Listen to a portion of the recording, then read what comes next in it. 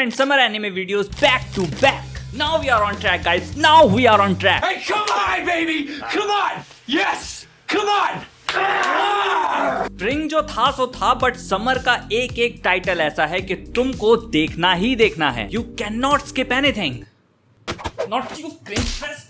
आज हम बहुत सारे अमेजिंग शोज के बारे में बात करने वाले हैं, बट एक शो के बारे में बात नहीं करेंगे. और इससे पहले तुम मुझे उसके लिए गाली दो, मैं क्लियर कर देता हूँ. I am not actively avoiding bleach. मैं देखने की कोशिश कर रहा हूँ, but there is a lot to catch up. तो जब तक मैं करंट आर्क पर नहीं आ जाता, मैं उसके बारे में बात नहीं कर पाऊंगा. So please be patient. Bleach content is on the way, and for now let's talk about all the best anime airing this season. Blink click. शुरुआत करते हैं ऐसे एनिमे से जो एनिमे है भी नहीं, बट है और नहीं भी है. What?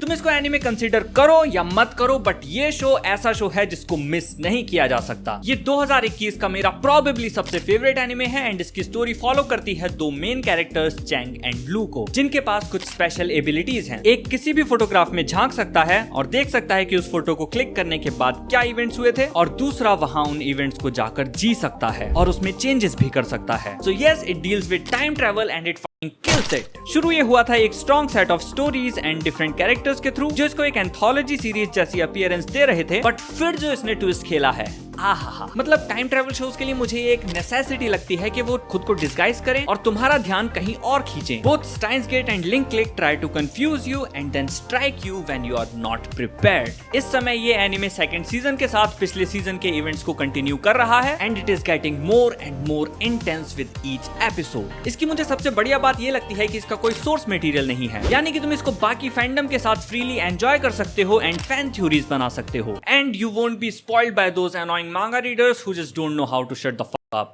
आगे बढ़ते हैं Zom 100 Bucket List of the Dead. ये एक ज़ॉम्बी एनिमे है, एंड तुम बेसिकली इसको एनिमे वर्ल्ड का ज़ॉम्बी लैंड समझ सकते हो. इसके फर्स्ट एपिसोड ने मेरा इंटरेस्ट क्रैप करने में कोई कमी नहीं छोड़ी. अगर तुम्हें इस पर मेरा पूरा रिव्यू देखना है तो यहाँ क्लिक कर सकते हो. हाँ, बाकी अगर थोड़ा यही जानना चाहते हो तो जान लो. ये एनिमे एक कॉर्पोरेट वर्कर अकीरा टेंडो के बारे में है, जो कि काम कर करके एक ज़ॉम्बी की तरह बन गया है, लिटरली बट नॉट लिटरली. एक दिन उसे पता चलता है कि दुनिया में ज़ॉम्बी वायरस फैल गया है और अब वो काम और रिस्पॉन्सिबिलिटी से आजाद है. कल से कोई काम धंधा नहीं, फुल मौज. फिलहाल ये एनिमे उस फर्स्ट एपिसोड के बाद से कुछ कैरेक्टर इंट्रोडक्शंस और स्टोरी को एस्टेब्लिश कर रहा है जो अब तक नॉन एग्जिस्टेंट थी, क्योंकि जो भी इस एनिमे ने इंट्रोड्यूस किया था वो सब तो ड्रॉप कर दिया, and now there was just zombie apocalypse. तो चीजें फिलहाल स्लो चल रही हैं, but I hope they will pick up the pace, and this stand up comedian dude is funny. Overall it is a well produced zombie anime, और zombie fans को जो चाहिए होता है वो ये देता है. तो देख लो जुजुत्सु काइसेन. हम इस पर एक वीडियो पहले भी बना चुके हैं, but let's be honest, I am a man. और am I am. Let's be honest, पहला एपिसोड हाइप नहीं था. It took its time to set up the context and introduce and reintroduce certain characters in their backstory, जिससे मुझे problem तो नहीं है, और सच कहूँ तो हिडन इन्वेंट्री से मैं ज्यादा कुछ एक्सपेक्ट भी नहीं कर रहा था. मैंने बस यही सोचा था कि ये शिबुया इंसिडेंट के लिए प्रॉपर कॉन्टेक्स्ट सेट कर देगी और उसका एक्सपीरियंस एनहांस करने में मदद करेगी. बट इसके जो आगे एपिसोड्स आए हैं, भाई क्रेजी. एक बार को तो मैंने पॉज करके पहले चिल्लाया कि हो क्या रहा है, फिर मैंने गंदी गंदी गाली बकी फुशिगुरु को.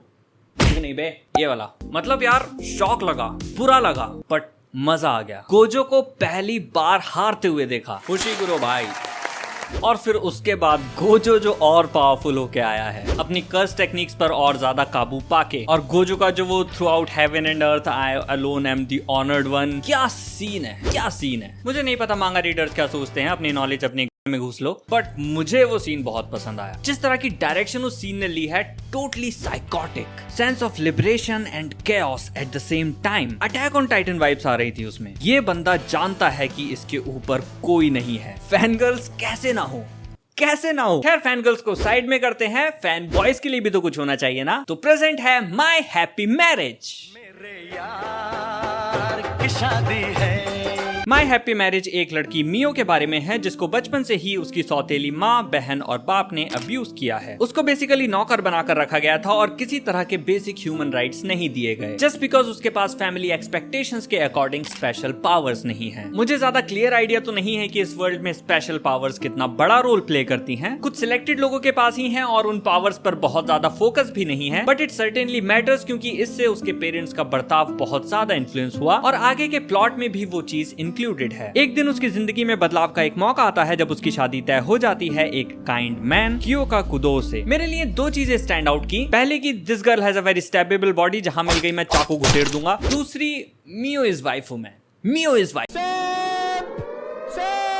इतनी सरल, रेस्पेक्टफुल, क्वालिटी से भरी हुई, बस थोड़ी सेल्फ रिस्पेक्ट की कमी है, वो हम थोड़ा प्यार व्यार देके मैनेज कर देंगे। खैर जोक्स असाइड, ट्रेडिशनल मैरिजेस में लड़कियों की जिंदगी में एक काफी बड़ा चेंज आता है and for some who didn't have a good life before marriage, who had a house that was constantly on fire, it gives a chance to basically restart. और ये एनिमे उस ड्रास्टिक शिफ्ट के बारे में है। मियो की self respect, value and worth की understanding एकदम जीरो है क्योंकि उसको कभी वो मिली ही नहीं। अब कैसे एक काइंड मैन उसके इस पास्ट ट्रॉमा और लैक ऑफ सेल्फ रिस्पेक्ट को अपने प्यार से फिल करता है, ये हमें इस एनिमे में देखने मिलेगा। इसलिए ये anime wholesome and therapeutic feel होता है। It just feels so good.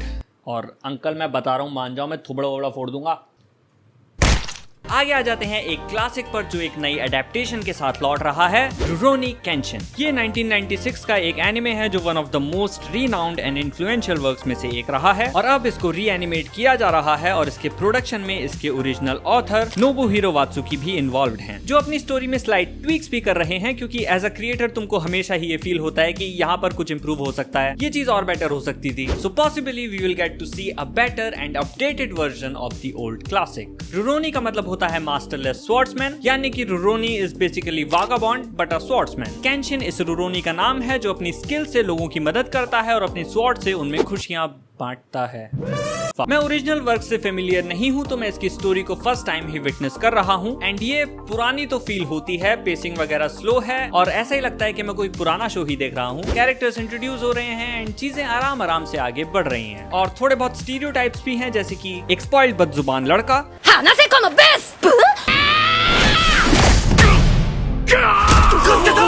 Man that's गे, और एक इविल पुलिसमैन, पुलिस वाला गुंडा।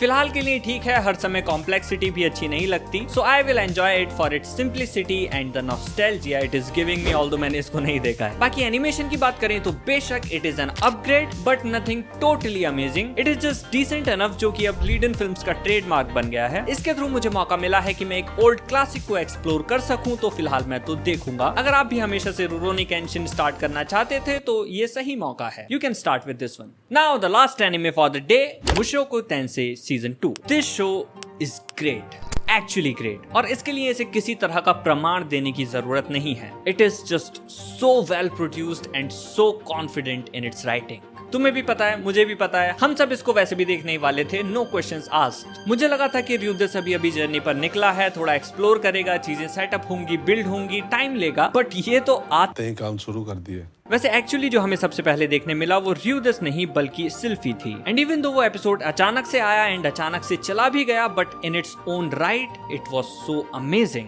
मैं श्योर नहीं हूँ कि हमेशा से ऐसा था या फिर अब ज्यादा एम्फेसिस है, लेकिन इसकी दुनिया मुझे और ज्यादा मैजिकल और बड़ी फील हो रही है। मैं और जानना चाहता हूँ, और ज्यादा इमर्स होना चाहता हूँ। ये ऐसा चार्म पजेस करता है जैसा मैं हैरी पॉटर के वर्ल्ड के लिए महसूस करता था, जैसे बचपन की वो भुला दी गई फीलिंग्स लौट आई हूँ। और इस ब्रिलियंटली एनिमेटेड वर्ल्ड के ऊपर से जो किसी भी वेल प्रोड्यूस्ड एनिमे मूवी से ज्यादा प्रीमियम फील होता है, इसके रिच कैरेक्टर्स और उनके individual journeys, struggles and characteristics जो इस ओवरऑल जर्नी के कोर्स को डिटरमाइन कर रहे हैं, इसकी स्ट्रॉन्ग राइटिंग को सीमेंट करते हैं। हर सीन जिसमें ryudeus फीचर्ड है, उसके मैनरिज्म और शब्दों के पीछे उन चीजों का भार महसूस होता है जिनके थ्रू होकर वो यहाँ आया है। उसने खुद को कम्प्लीटली एक जीनियस बनाकर रेस किया, जो वो बेशक है भी, लेकिन किसी भी तरह की कैपेबिलिटी एंड ट्रेनिंग तुमको लाइफ की हर्डल्स के लिए प्रिपेयर नहीं कर सकती। It won't ever bring back the things you have lost, and I love the direction this story is taking, and to my surprise मैं इसको अपनी उम्मीद से कहीं ज्यादा एंजॉय एंड अप्रिशिएट कर पा रहा हूँ। And you better not miss this one. Watch it at all cost. And that was the video. Comment down अगर तुम्हें आगे चल के किसी शो पर सेपरेट वीडियो चाहिए। I will try to make it and please try to support us by joining the channel. हमें काफी जरूरत है उसकी। मैं मिलूंगा आपसे अगली वीडियो में, तब तक के लिए टाटा बाय बाय। थोड़ा दूर पड़ेगा हाँ।